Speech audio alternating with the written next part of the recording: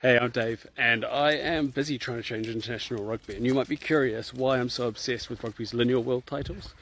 Because, they're not official, they're not anything come through. In fact, you might be wondering who the hell came up with them. And the answer to that is me, but alongside some others.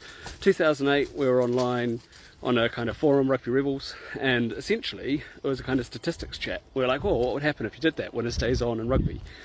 Worked it out, and we're just like, this is cool. Named it the Raeburn Shield. Probably would have just stopped there. We did put it on a website, but what didn't take long before it was just me, really, probably in a year. And I was like, actually, no, this is cool.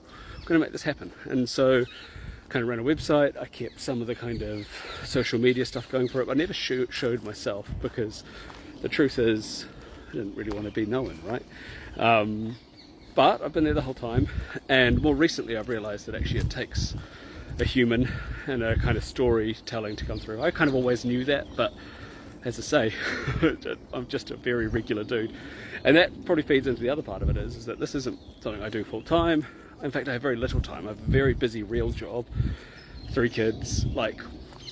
If I'm honest with you, some of the graphics you've seen have been made while I take a dump. Lots of stuff is filmed after all my family, filmed on dog walks with this one. And graphics created after my family are unconscious. They go to sleep, and that gives me a little bit of time to put together some stats or kind of dig into the stuff I like.